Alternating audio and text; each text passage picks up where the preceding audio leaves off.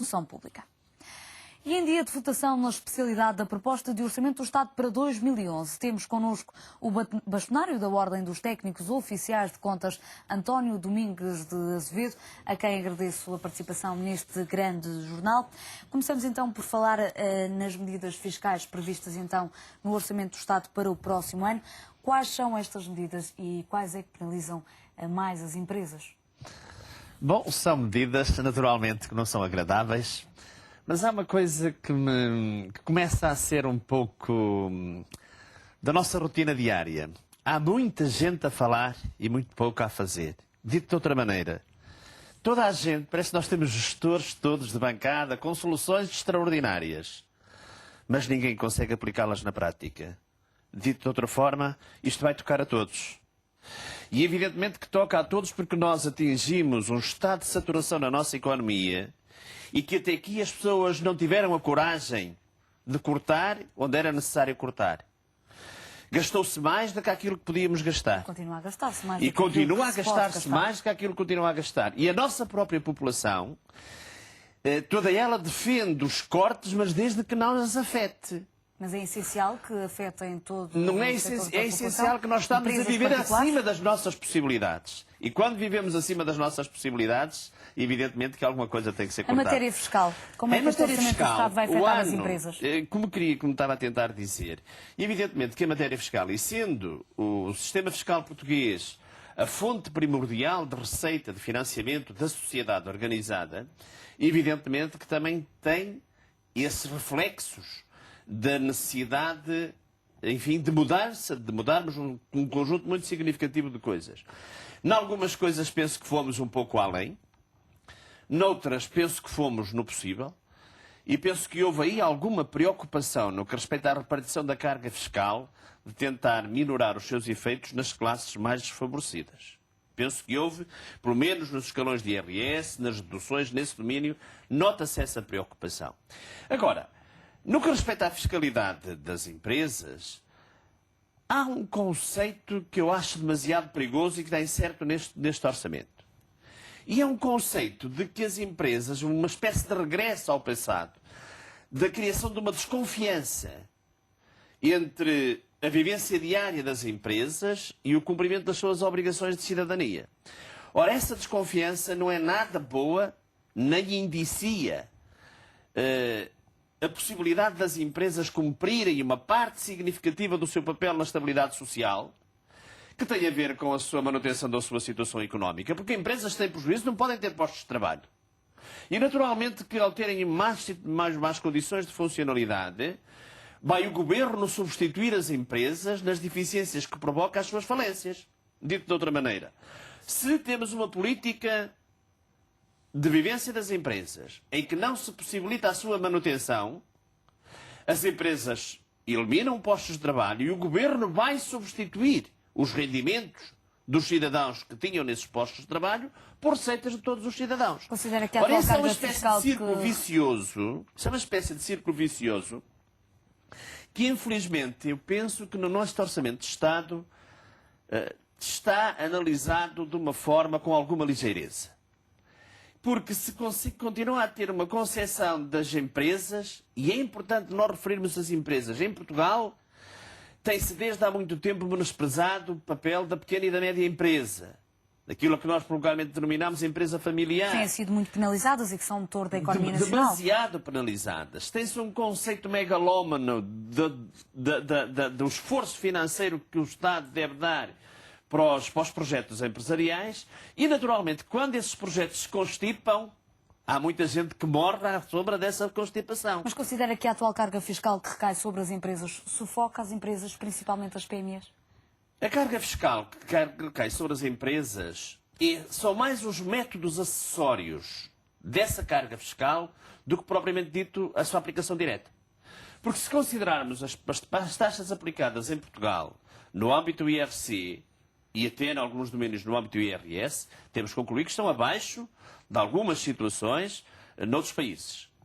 Mas agora, quando nós vemos, por exemplo, a criação de mecanismos perfeitamente falaciosos, sem qualquer mais-valia, sem qualquer valor acrescentado na verdade tributária.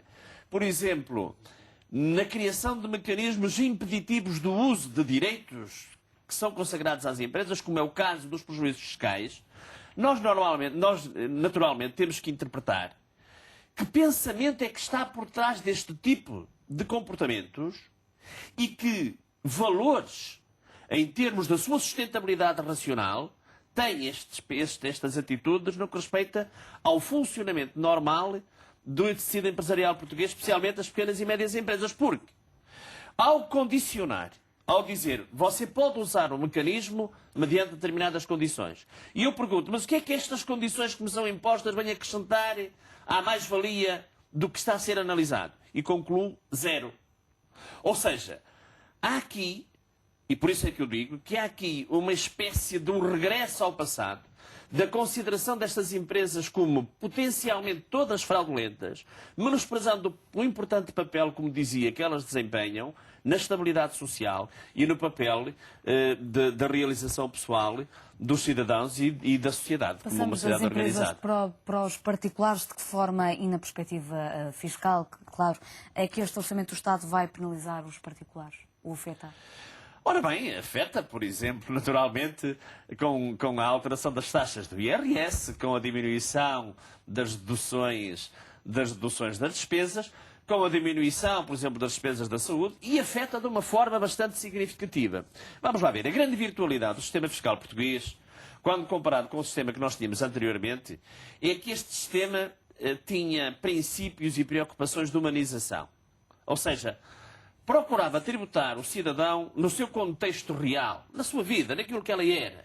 Se é casado, se tem filhos deficientes, se os filhos estão doentes, se o sujeito passivo está doente.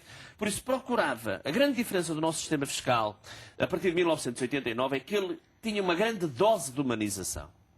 Isto é, procurava de facto atingir a realidade objetiva dos cidadãos. E aquilo a que nós assistimos é que a largos passos estamos a fugir dessa personalização e dessa humanização do sistema fiscal e a cair, também perigosamente, a passos muito largos na conceção apenas e exclusiva da fonte de rendimentos. Dito de outra forma, estamos a regressar um bocado à base daquilo que era a filosofia fiscal no imposto profissional e no, enfim, no de má memória imposto complementar, em que a predominância da tributação era um rendimento, e não o cidadão e não o agregado familiar na sua realidade concreta do seu dia-a-dia. Esta proposta de orçamento do Estado para o próximo ano vai também afetar o setor da banca? Eu penso que se tem falado em demasiado do setor da banca e penso que a banca, a curto prazo, vai ter que refletir muito bem e infletir em alguns domínios. Vamos lá ver. O setor financeiro numa sociedade em crescimento tem um papel importante.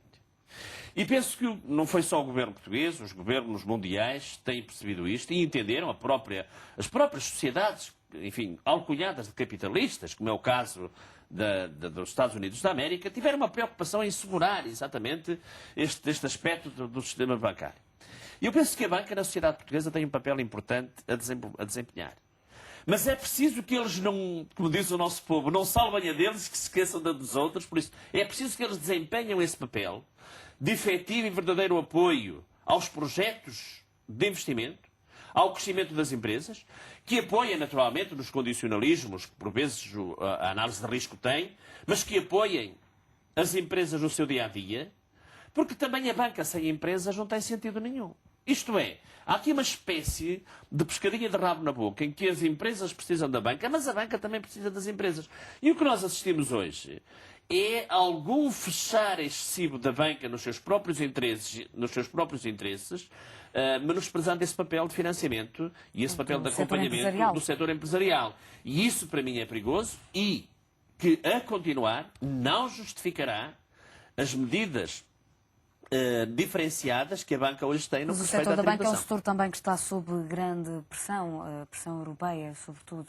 Temos o Basileia III, que requer a recapitalização dos bancos e muitas outras medidas que recaem sobre o setor da banca, que tem sido responsabilizado também, de alguma forma, pela atual crise que se vive na Europa. Eu penso que o Basileia III só tem um problema, é que venha um bocado tarde demais, porque se nós tivermos consciência que os capitais dos bancos, normalmente, enfim, haverá situações diferenciadas, mas não ultrapassam os 5% do valor dos seus empréstimos, poderemos ver enfim, a corda bamba em que todo o processo está a funcionar. Ou seja, um banco que tem apenas 5% dos montantes, como capital próprio, os montantes dos seus ativos, daquilo que empresta, isto é muito complicado.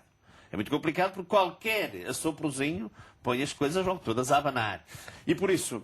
Daí que se pensa então uma recapitalização, evidentemente que se quer aumento aqui dos algum rastros de pensamento capital da diferente banca. relativamente a este livro. Para terminarmos muito rapidamente, considera que a negociação entre o Governo e PSD contribuiu de alguma forma para atenuar os efeitos negativos desse orçamento do Estado?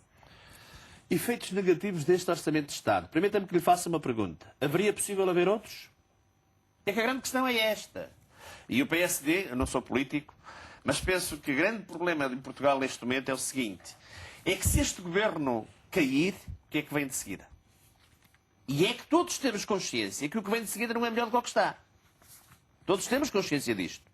E todos temos consciência que algumas coisas que terão que modificar nos comportamentos das pessoas e nos comportamentos sociais e no próprio comportamento do governo. Algumas coisas terão que modificar radicalmente.